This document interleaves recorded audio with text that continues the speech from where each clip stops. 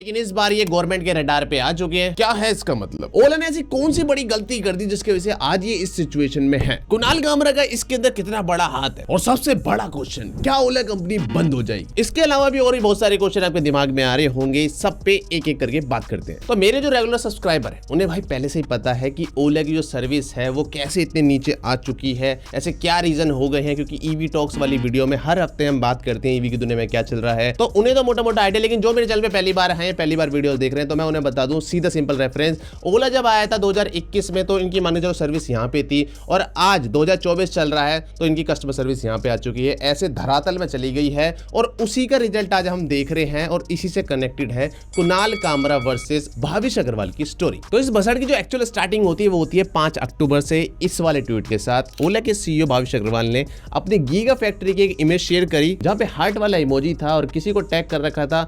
VC2809। और अगले ही दिन 6 अक्टूबर को कुणाल कामरा ने इसी पिक को रीट्वीट करते हुए ये सारी चीजें लिख दी। Do Indian consumer have a voice? Do they deserve this? Two wheeler are many daily wage workers lifeline? Nitin Gadkari को टैग करके is this how Indians will get to using EV? Jago Grahak Jago को टैग करके any word? Anyone who has an issue with Ola leave your story below tagging all. और नीचे हमें service centre की एक image दिखी रही है जिसमें बहुत सारे ओला स्कूटर खड़े हुए हैं, और यही वो ट्वीट हो जाता है जो कि फट जाता है भाई। इस ट्वीट के ऊपर अभी जब मैं देख रहा हूं तो 7.2 मिलियन व्यूज हैं, यानी ये पूरा का पूरा वायरल चला गया है। और इसके बाद स्टार्ट होते हैं यहाँ पे इन दोनों में बैटल, एक दूसरे के ऊपर ट्वीट पे ट्वीट। अब कुणाल कामरा के ट्वीट पे आता है भाविश अग्रवाल का reply, since you care so much Kunal Kamra, come and help us out, I will even pay more than you earn for this paid tweet or from your failed comedy career, or else sit quiet, let us focus on fixing issue for the real customer, we are expanding service network fast and backlog will be cleared soon। फिर इसके ऊपर कुणाल का दोबारा से reply आता है, फिर उस वाले के ऊपर भाविश का रिप्लाई आता है, फिर कुणाल का आता है, फिर भाविश का आता है, और इस बार दोनों बंदे पर्सन चले जाते हैं। और इन दोनों की ये जो खेचनतानी होती है ये बहुत ज्यादा वायरल हो जाती है, और उसके बाद तो यूट्यूब पे आपको वीडियो दिख ही रही होंगी। लेकिन मेरे हिसाब से कुणाल कामरा यहाँ पे ना एक डोर की तरह था, एक दरवाजे की तरह था, जिसके थ्रू ओले के गुस्साए कस्टमरों का गुस्सा निकल गया। आप कॉमेंट सेक्शन में जाओगे, सबने कंप्लेन बाजी कर रखी है, सबने मीम बना बना के डाल रखे हैं, कुछ ने अपने रियल इंसिडेंट डाल रखे हैं, सबने कुछ ना कुछ भर रखा था। कोई भी कह सकते हैं कि ओला के जितने भी गुस्साए कस्टमर थे जिन्हें सर्विस नहीं मिल रही थी, उनका गुस्सा फट गया। अभी जो पूरा सीन क्रिएट हुआ था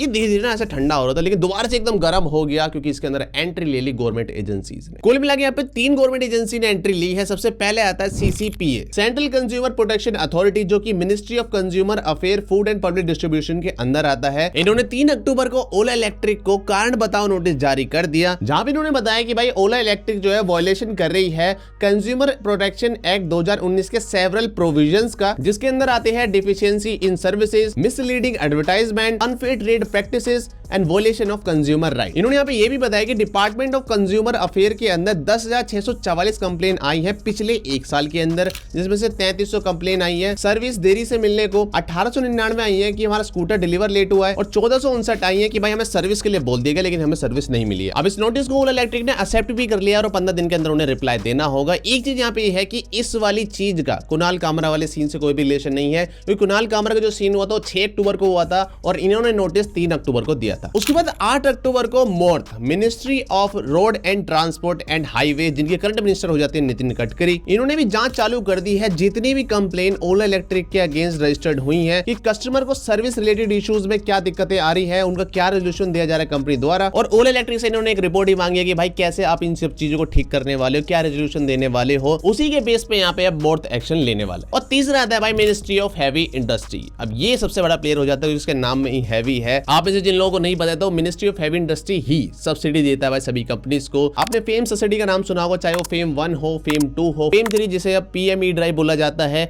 इन सभी सब्सिडी को जो कंट्रोल करता है वो होता है मिनिस्ट्री ऑफ हैवी इंडस्ट्रीज। इन्होंने ओला को लेटर सेंड नहीं करा है, इन्होंने ARI को सेंड करा है, और ARI का नाम आपने वैसे भी सुना ही होगा। सर्टिफाइड जो रेंज बताई जाती है किसी भी व्हीकल की वो ARI ही पास करता है। इसके अलावा भी ARI जो है किसी व्हीकल की सेफ्टी, कितना वो पोल्यूशन कर रही है, कितनी वो एफिशिएंट है, कितनी रिलायबल है, इन सब चीजों की टेस्टिंग करता है। तो मिनिस्ट्री ऑफ हैवी इंडस्ट्री ने ARI से पूछा है कि भाई तुम्हारा क्या कमेंट है जो करंट सिनेरियो चल रहा है, जो इतनी कंप्लेंट्स आ रही हैं इसके ऊपर आपके क्या कमेंट है, क्या विचार है।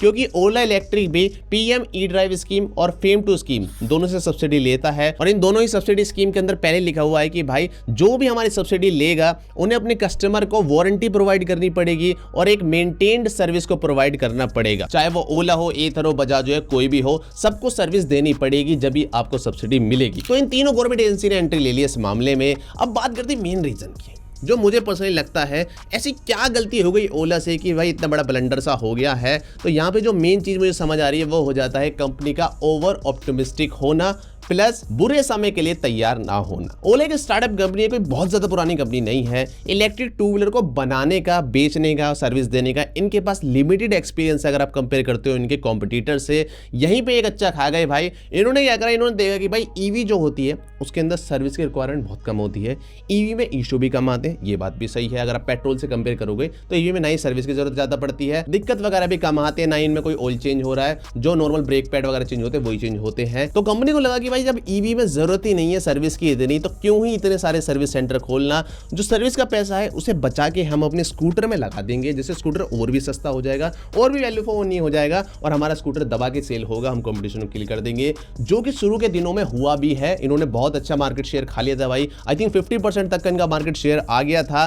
लेकिन वही कहते हैं कि भाई जब बुरा वक्त आता है या फिर बुरे वक्त की यही बुरी बात होती है कि वो आ ही जाता है। सेम यहाँ पे हो गया है। ओला के स्कूटर पे सडनली इतनी प्रॉब्लम आनी स्टार्ट हो गई कि जो इनके सर्विस सेंटर्स थे वो भाई सफिशिएंट नहीं थे। इतने सर्विस सेंटरों में इतने स्कूटर को इलाज नहीं हो सकता था और यहां पे इन्होंने कर दी बहुत बड़ी गलती। इन्होंने सर्विस सेंटर का जो ग्राफ था उसे नहीं बढ़ाया, इन्होंने सेल के ग्राफ को बढ़ाते चले गए, नए रिकॉर्ड बना दिए। यही इनकी मेन गलती हो जाती है जिसकी वजह से आज ओला इस सिचुएशन में आ गई है। अब बात करते हैं सोल्यूशन की। तो देखो ऑनेस्टली मैं बताऊं, मैं यूट्यूबर हूँ भाई, मैं बंद कमरे में वीडियो बना रहा हूँ, मुझे नहीं पता इसका क्या सोल्यूशन होगा। मेन अगर मोटा मोटा बोले तो भाई अपने कंज्यूमर पे ध्यान दो, सर्विस को ही बढ़िया करो। अब वो कैसे करना है ये ओला इलेक्ट्रिक का ही काम है भाई, इन्हें ही इसका इलाज ढूंढना है भाई। ये जो सर्विस की भसड़ इकट्ठी हो गई है इसे कैसे समेटे। बाकी एक चीज मैं आपको बता दूं जो मुझे अंदर से पता लग रही है कि ओला की सिचुएशन का जो कॉम्पिटिटर कंपनीज है भाई पूरा फायदा उठाएंगी और उठा भी रही है, ये मुझे अंदर से पता लगा है भाई। उसके बाद सबसे मेन क्वेश्चन जो लोगों के दिमाग में आ रहा है, जो मुझसे बंदे पूछ भी रहे हैं पर्सनल कमेंट में कि भाई ओला कंपनी बंद हो जाएगी या फिर नहीं। तो देखो इसके ऊपर मुझे जो लगता है बहुत अनलाइकली है, बहुत कम चांसेस हैं। मुझे ऐसा तो नहीं लग रहा है कि ये बंद हो जाएगी। लेकिन एक चीज जो बहुत तगड़ा सेटबैक मिलेगा कंपनी को वो है कस्टमर ट्रस्ट को लेकर। जो कस्टमर का भरोसा यहाँ पे टूटेगा या फिर वर्ड ऑफ माउथ से जो उनकी नेगेटिव पब्लिसिटी हुई है उसे कैसे रिगेन करेंगे, वो भरोसा ही कैसे वापस लाएंगे कस्टमर के अंदर, इसमें कंपनी के तोते उड़ने वाले